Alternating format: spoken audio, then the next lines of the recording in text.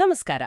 ಇವತ್ತು ನಾವು ಆಹಾರ ಸುರಕ್ಷತೆಯ ಬಗ್ಗೆ ಅಂದ್ರೆ ನಮಗೆ ಸಿಗೋ ಆಹಾರ ಎಷ್ಟು ಸೇಫ್ ಅಂತ ಖಚಿತಪಡಿಸ್ಕೊಳ್ಳೋಕೆ ಸರ್ಕಾರ ಏನು ಮಾಡುತ್ತೆ ಅನ್ನೋದ್ರ ಬಗ್ಗೆ ಸ್ವಲ್ಪ ಆಳವಾಗಿ ಮಾತಾಡೋಣ. ಭಾರತದಲ್ಲಿ ಆಹಾರದ ಸ್ಯಾಂಪಲ್ಸ್ ಹೇಗ್ ಕಲೆಕ್ಟ್ ಮಾಡ್ತಾರೆ, ಅದಕ್ಕೇನಾದ್ರೂ ನಿಯಮಗಳಿವೆಯಾ ಅಂತ ನೋಡೋಣ. ಹೌದು, ನಮಸ್ಕಾರ. ಇದು ತುಂಬಾನೇ ಮುಖ್ಯವಾದ ಒಂದು ಪ್ರೊಸೀಜರ್. ಇದು ಗ್ರಾಹಕರ ಆರೋಗ್ಯನೂ ಕಾಪಾಡುತ್ತೆ, ಹಾಗೇನೆ ಆಹಾರ ಮಾರಾಟ ಮಾಡೋರ ಹಿತಾಸಕ್ತಿನೂ ಗಮನದಲ್ಲಿ ಇಟ್ಕೊಳ್ಳುತ್ತೆ. ಇಲ್ಲಿ ಪಾರದರ್ಶಕತೆ ಟ್ರಾನ್ಸ್ಪರೆನ್ಸಿ ಮತ್ತೆ ನಿಖರತೆ ಅಕ್ಯುರಸಿ ಇವೆರಡೂ ಬಹಳ ಇಂಪಾರ್ಟೆಂಟ್. ಹೌದು ಹೌದು. ಹಾಗಾದ್ರೆ ಈ ಪ್ರಕ್ರಿಯೆ ಶುರುವಾಗೋದು ಹೇಗೆ? ಒಬ್ಬ ಫುಡ್ ಸೇಫ್ಟಿ ಆಫೀಸರ್ ಆಹಾರ ಸುರಕ್ಷತಾ ಅಧಿಕಾರಿ ಒಂದು ಅಂಗಡಿಗೆ ಹೋದಾಗ ಮೊದಲು ಏನ್ ಮಾಡ್ತಾರೆ? ನೋಡಿ, ನಿಯಮದ ಪ್ರಕಾರ ಅವರು ಸ್ಯಾಂಪಲ್ ತಗೊಳ್ಳೋಕೆ ಮೊದಲು ಕನಿಷ್ಠ ಒಬ್ರು ಸಾಕ್ಷಿನ ಕರಿಬೇಕು. ಆಮೇಲೆ ಆಹಾರ ವ್ಯಾಪಾರಿಗೆ ನೋಡಿ ನಾವೀತರ ಸ್ಯಾಂಪಲ್ ತಗೊಳ್ತಾ ಇದೀವಿ ಅಂತ ಫಾರ್ಮ್ VA ಅಂತ ಒಂದು ನೋಟಿಸ್ ಕೊಡಬೇಕು. ಓ, ಫಾರ್ಮ್ VA ಅಂತ. ಸರಿ. ಹೌದು. ಆಮೇಲೆ ಎಲ್ಲ ಫಾರ್ಮ್ಗಳ ಮೇಲೆ ಸಾಕ್ಷಿಯ ಸಹಿ ತಗೋಬೇಕು. ಇದು ಇಡೀ ಪ್ರಕ್ರಿಯೆಗೆ ಒಂದು ರೀತಿ ಅಧಿಕೃತತೆ ಕೊಡುತ್ತೆ. ಇಲ್ಲಿ ನನಗೊಂದು ವಿಷಯಥೇ ಆಶ್ಚರ್ಯ ಆಯ್ತು. ಅಧಿಕಾರಿಗಳು ಸ್ಯಾಂಪಲ್ ತಗೊಂಡಿದ್ದಕ್ಕೆ ದುಡ್ಡು ಕೊಡ್ಬೇಕಂತೆ, ಹೌದಾ? ಹೌದು, ಅದು ನಿಜ. ಏನು ಸ್ಯಾಂಪಲ್ ತಗೊಂಡಿರ್ತಾರೋ ಅದರ ಮಾರ್ಕೆಟ್ ರೇಟ್ ಎಷ್ಟಿದೆಯೋ ಅಷ್ಟ ಹಣವನ್ನ ವ್ಯಾಪಾರಿಗೆ ಕೊಡಬೇಕು. ಇದೇನಂದ್ರೆ ವ್ಯಾಪಾರಿಯ ಹಕ್ಕನ್ನ ಗೌರವಿಸೋದು. ಉಚಿತವಾಗಿ ತಗೊಳಂಗಿಲ್ಲ. ಹೌದಲ್ಲ, ಇದು ಒಳ್ಳೆ ವಿಷಯ. ಅಷ್ಟೇ ಅಲ್ಲ, ಒಂದು ವೇಳೆ ವ್ಯಾಪಾರಿ ನಾನು ಈ ಮಾಲನ್ನ ಇಂಥವರಿಂದ ತರಿಸಿದ್ದು ಉತ್ಪಾದಕರು ಅಥವಾ ಡಿಸ್ಟ್ರಿಬ್ಯೂಟರ್ ಬಗ್ಗೆ ಮಾಹಿತಿ ಕೊಟ್ರೆ ಅವರಿಗೂ ಒಂದು ನೋಟಿಸ್ ಕಳಿಸಬೇಕಾಗತ್ತೆ. ಇದರಿಂದ ಆಹಾರದ ಮೂಲ ಸೋರ್ಸ್ ಟ್ರೇಸ್ ಮಾಡಕ್ಕೆ ಹೆಲ್ಪ್ ಆಗುತ್ತೆ. ಸರಿ, ಸ್ಯಾಂಪಲ್ ತಗೊಂಡ ಮೇಲೆ ಅದನ್ನ ಜೋಪಾನವಾಗಿ ಇಡ್ಬೇಕಲ್ಲ, ಅದು ಹೇಗೆ? ಖಂಡಿತ. ಸ್ಯಾಂಪಲ್ನ ಕ್ಲೀನ್ ಆಗಿರೋ ಒಣ ಬಾಟ್ಲಿ ಅಥವಾ ಕಂಟೈನರಲ್ಲಿ ತುಂಬಬೇಕು. ಅದು ಲೀಕ್ ಆಗಬಾರ್ದು, ಆವಿಯಾಗಬಾರ್ದು ಅಥವಾ ತೇವಾಂಶ ಒಳಗಡೆ ಹೋಗಬಾರ್ದು. ಬಹಳ ಕೇರ್ಫುಲ್ ಆಗಿ ಪ್ಯಾಕ್ ಮಾಡಿ ಸೀಲ್ ಮಾಡಬೇಕು. ಒಂದು ವೇಳೆ ಮ್ಯಾನುಫ್ಯಾಕ್ಚರರ್ ಸೀಲ್ ಮಾಡಿ ಪ್ಯಾಕ್ ಮಾಡಿರೋದನ್ನೇ ಸ್ಯಾಂಪಲ್ ಆಗಿ ತಗೊಂಡ್ರೆ ಅದನ್ನ ಮತ್ತೆ ಓಪನ್ ಮಾಡಿ ಪ್ಯಾಕ್ ಮಾಡಬೇಕಾ? ಇಲ್ಲ. ಆದರ ಇದ್ರೆ ಆ ಪ್ಯಾಕೆಟ್ ಅನ್ನ ಹಾಗೇನೆ ತಗೋಬಹುದು. ಮತ್ತೆ ಅದನ್ನ ಪ್ರತ್ಯೇಕವಾಗಿ ಸೀಲ್ ಮಾಡೋ ಅವಶ್ಯಕತೆ ಇಲ್ಲ. ಅದು ನಿಯಮದಲ್ಲೇ ಇದೆ. ಆದರೆ ಪ್ರತಿ ಸ್ಯಾಂಪಲ್ ಕಂಟೈನರ್ ಮೇಲೂ ಒಂದು ಲೇಬಲ್ ಇರಲೇಬೇಕು. ಲೇಬಲ್ ಅಲ್ಲಿ ಏನೇನಿರಬೇಕು? ಅದರಲ್ಲಿ ಒಂದು ಕೋಡ್ ನಂಬರ್, ಯಾರು ಕಳಿಸಿದ್ದು, ಅವರ ಹೆಸರು ಅಥವಾ ಹುದ್ದೆ, ಯಾವತ್ತೂ ಎಲ್ಲಿ ಕಲೆಕ್ಟ್ ಮಾಡಿದ್ದು, ವಸ್ತುವಿನ ಸ್ವರೂಪ ಏನು, ಮತ್ತೆ ಏನಾದರೂ ಪ್ರಿಸರ್ವೇಟಿವ್ ಸಂರಕ್ಷಕ ಹಾಕಿದ್ರೆ ಅದರ ಡೀಟೇಲ್ಸ್ ಇರಬೇಕು. ಇದು ಸ್ಯಾಂಪಲ್ ಮಿಕ್ಸಪ್ ಆಗೋದನ್ನು ತಪ್ಪಿಸುತ್ತೆ. ಓಕೆ. ಮುಂದಿನ ಹಂತ ಸ್ಯಾಂಪಲ್ ಅನ್ನ ಭಾಗ ಮಾಡೋದು ಮತ್ತೆ ಸೀಲ್ ಮಾಡೋದು ಅಂದ್ರಲ್ಲ, ಇದು ಸ್ವಲ್ಪ ಕಾಂಪ್ಲಿಕೇಟೆಡ್ ಅನ್ಸತ್ತೆ. ಹೌದು, ಇದು ಸ್ವಲ್ಪ ವಿವರವಾದ ಪ್ರಕ್ರಿಯೆ. ಇದು ಬಹಳ ಮುಖ್ಯ ಕೂಡ. ನಿಯಮದ ಪ್ರಕಾರ ತಗೊಂಡ ಸ್ಯಾಂಪಲ್ ಅನ್ನ 4 ಭಾಗ ಮಾಡಬೇಕು, ಅಥವಾ ಮೊದಲೇ ಪ್ಯಾಕ್ ಆಗಿರೋ 4 ಸೀಲ್ಡ್ ಪ್ಯಾಕೆಟ್ಗಳನ್ನ ತಗೋಬೇಕು.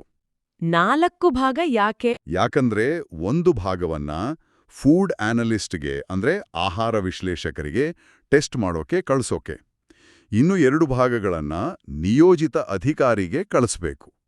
ಇದು ಯಾಕಂದ್ರೆ ಒಂದು ವೇಳೆ ಮೊದಲನೇ ಟೆಸ್ಟ್ ಬಗ್ಗೆ ಏನಾದ್ರೂ ತಕರಾರು ಬಂದ್ರೆ ಅಥವಾ ಮೇಲ್ಮನವಿ ಸಲ್ಲಿಸಿದ್ರೆ 2ನೇ ಸ್ಯಾಂಪಲ್ ಇರ್ಲಿ ಅಂತ. 3ನೇದು ಕೂಡ ಅವ್ರತ್ರ ಇರುತ್ತೆ.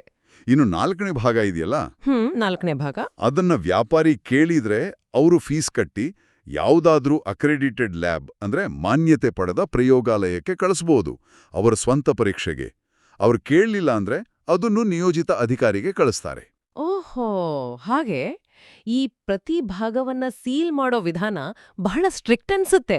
ಹೌದು, ಇದರ ಉದ್ದೇಶ ಸ್ಯಾಂಪಲ್ ಟ್ಯಾಂಪರ್ ಆಗ್ಬಾರ್ದು ಅಂತ.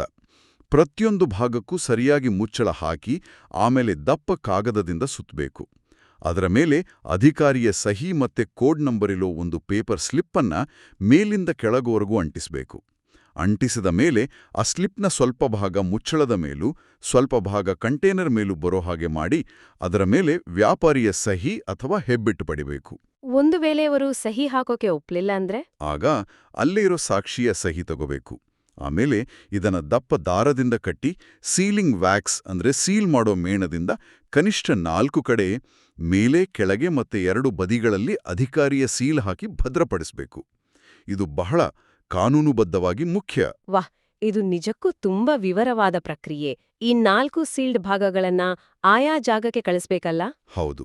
ಮೊದಲ ಭಾಗ ಆಹಾರ ವಿಶ್ಲೇಷಕರಿಗೆ ಫಾರ್ಮ್ 6 ಅನ್ನೋ ಮೆಮೊರಾಂಡಮ್ ಜೊತೆ ಹೋಗುತ್ತೆ. 2ನೇ ಮತ್ತೆ 3ನೇ ಭಾಗಗಳು ನಿಯೋಜಿತ ಅಧಿಕಾರಿಗೆ ಹೋಗುತ್ತೆ. ಅದರ ಜೊತೆ ಫಾರ್ಮ್ 6ನ 2 ಕಾಪಿ ಇರುತ್ತೆ. 4ನೇ ಭಾಗ ಆಗ್ಲೇ ಹೇಳ್ದನಲ್ಲ, ವ್ಯಾಪಾರಿ ಕೇಳಿದ್ರೆ ಲ್ಯಾಬ್ಗೆ, ಇಲ್ಲಾಂದ್ರೆ ನಿಯೋಜಿತ ಅಧಿಕಾರಿಗೆ. ಸರಿ, ಇದ್ರ ಜೊತೆಗೆ ಇನ್ನೇನಾದ್ರೂ ಕಳಿಸ್ಬೇಕಾ? ಇದೆ. ಅಧಿಕಾರಿಗಳು ಬಳಸಿದ ಸೀಲ್ ಇದೆಯಲ್ಲ, ಅದರ ಒಂದು ಮಾದರಿ ಮುದ್ರೆ ಅಂದ್ರೆ ಸ್ಪೆಸಿಮೆನ್ ಇಂಪ್ರೆಷನ್ ಅನ್ನ ಪ್ರತ್ಯೇಕವಾಗಿ ವಿಶ್ಲೇಷಕರಿಗೆ ಕಳಿಸಬೇಕು. ಇದು ಸೀಲ್ ಒರಿಜಿನಲ್ ಹೌದಾ ಅಲ್ವಾ ಅಂತ ಚೆಕ್ ಮಾಡಕ್ಕೆ ಸಹಾಯ ಆಗುತ್ತೆ. ಓ, ಇವಿಷ್ಟೇನಾ ಅಥವಾ ಬೇರೇನಾದ್ರೂ ಮುಖ್ಯ ಅಂಶಗಳಿವ್ಯಾ? ಇನ್ನೂ ಕೆಲವು ವಿಷಯಗಳಿವೆ. ಉದಾಹರಣೆಗೆ, ಬೇಕಾದ್ರೆ ಸ್ಯಾಂಪಲ್ಗೆ ಪ್ರಿಸರ್ವೇಟಿವ್ ಸೇರಿಸಬಹುದು, ಆದರೆ ಅದು ಮೈಕ್ರೋಬಯಾಲಜಿಕಲ್ ಟೆಸ್ಟ್ಗೆ ಅಲ್ಲ. ಹಾಗೆ ಸೇರಿಸಿದ್ರೆ ಅದನ್ನ ಲೇಬಲಲ್ಲಿ ಬರೀಲೇಬೇಕು. ಪ್ರತಿ ಆಹಾರ ಪದಾರ್ಥಕ್ಕೂ ಎಷ್ಟು ಕ್ವಾಂಟಿಟಿ ಸ್ಯಾಂಪಲ್ ತಗೋಬೇಕು ಅಂತ ಕೂಡ ನಿಯಮದಲ್ಲಿದೆ. ಒಂದು ವೇಳೆ ಮೊದಲೇ ಸೀಲ್ ಆಗಿರೋ ಪ್ಯಾಕೆಟ್ ಇದ್ರೆ ಅದನ್ನ ಸಾಮಾನ್ಯವಾಗಿ ಓಪನ್ ಮಾಡದೆ ಕಳಿಸ್ತಾರೆ. ಅಷ್ಟೇ ಅಲ್ಲ, ಆಹಾರ ಪ್ಯಾಕ್ ಮಾಡೋ ಮೆಟೀರಿಯಲ್ ಇದೆಯಲ್ಲ, ಅದನ್ನು ಕೂಡ ಸ್ಯಾಂಪಲ್ ಆಗಿ ತಗೋಬಹುದು. ಹೌದಾ? ಪ್ಯಾಕೇಜಿಂಗ್ ಮೆಟೀರಿಯಲ್ ಕೂಡನಾ? ಹೌದು. ಆದ್ರೆ ಇಲ್ಲಿ ಒಂದು ಅತಿ ಮುಖ್ಯವಾದ ವಿನಾಯಿತಿ ಇದೆ, ಅದನ್ನ ಗಮನಿಸಬೇಕು. ಅದೇನು? ಈ ಎಲ್ಲ ಅಂದ್ರೆ ಇಷ್ಟೊಂದು ವಿಸ್ತೃತವಾದ ನಿಯಮಗಳು ಕೇವಲ ಕಣ್ಗಾವಲು ಅಥವಾ ಸರ್ವೇಲೆನ್ಸ್ ಉದ್ದೇಶಕ್ಕಾಗಿ ಸ್ಯಾಂಪಲ್ ತಗೊಳ್ಳುವಾಗ ಅಪ್ಲೈ ಆಗಲ್ಲ. ಓ, ಹಾಗಂದ್ರೆ ಸಾಮಾನ್ಯ ಚೆಕಿಂಗ್ ಇದೆಲ್ಲ ಇರಲ್ವಾ? ಹೌದು. ಅಂದ್ರೆ ರೆಗ್ಯುಲರ್ ಆಗಿ ಸುಮ್ಮನೆ ಮಾರ್ಕೆಟಲ್ಲಿ ಏನಿದೆ ಅಂತ ನೋಡಕ್ಕೆ ತಗೊಳ್ಳೋ ಸ್ಯಾಂಪಲ್ಸ್ಗೆ ಇಷ್ಟು ಕಠಿಣ ಪ್ರೊಸೀಜರ್ ಪಾಲಿಸ್ಬೇಕಂತ ಇಲ್ಲ. ಬಹುಶಃ ಇದು ಸಂಪನ್ಮೂಲಗಳನ್ನು ಸರಿಯಾಗಿ ಬಳಸ್ಕೊಳ್ಳೋಕೆ ಇರ್ಬೋದು. ಗಂಭೀರ ಪ್ರಕರಣಗಳು, ದೂರುಳು ಬಂದಾಗ ಅಥವಾ ಕಾನೂನು ಕ್ರಮ ತಗೋಬೇಕಾದ ಸಂದರ್ಭದಲ್ಲಿ ಮಾತ್ರ ಈ ಪೂರ್ತಿ ಪ್ರಕ್ರಿಯೆ ಕಡ್ಡಾಯ. ಓಕೆ ಓಕೆ, ಇದು ಬಹಳ ಮುಖ್ಯವಾದ ಪಾಯಿಂಟ್. ಹೌದು. ಒಟ್ಟಾರೆಯಾಗಿ ಹೇಳೋದಾದರೆ ಈ ಎಲ್ಲಾ ನಿಯಮಗಳು ಆಹಾರ ಸುರಕ್ಷತೆಯ ಪರೀಕ್ಷೆಯಲ್ಲಿ ಪಾರದರ್ಶಕತೆ, ನಿಖರತೆ ಮತ್ತೆ ಜವಾಬ್ದಾರಿಯನ್ನ ಖಚಿತಪಡಿಸ್ತವೆ. ಪ್ರತಿಯೊಂದು ಹಂತದಲ್ಲೂ ಸ್ಯಾಂಪಲ್ನ ಸಮಗ್ರತೆಯನ್ನ ಕಾಪಾಡೋದು, ಯಾವುದೇ ಗೊಂದಲಕ್ಕೆ ಆಸ್ಪದ ಕೊಡದೇ ಇರೋದು ಇದರ ಉದ್ದೇಶ. ಇದು ನಮ್ಮ ಸಾರ್ವಜನಿಕ ಆರೋಗ್ಯ ವ್ಯವಸ್ಥೆಗೆ ಒಂದು ಗಟ್ಟಿ ಬುನಾದಿ ಇದ್ದ ಹಾಗೆ. ನಿಜಕ್ಕೂ ಇದು ತುಂಬಾನೇ ಆಲೋಚಿಸಿ ರೂಪಿಸಿರೋ ಒಂದು ಸಿಸ್ಟಮ್.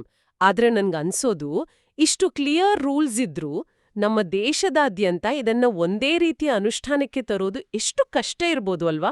ಫೀಲ್ಡ್ ಲೆವೆಲಲ್ಲಿ ಅಧಿಕಾರಿಗಳಿಗೆ ಟ್ರೈನಿಂಗ್, ಟೈಮ್, ರಿಸೋರ್ಸಸ್ ಇದೆಲ್ಲ ಒಂದು ದೊಡ್ಡ ಸವಾಲೇ ಇರ್ಬೋದು. ಇದ್ರ ಬಗ್ಗೆ ನಾವ್ ಇನ್ನೊಮ್ಮೆ ಮಾತಾಡ್ಬೋದು. ಖಂಡಿತ, ಅದು ಬೇರೆ ಚರ್ಚೆಯ ವಿಷಯ.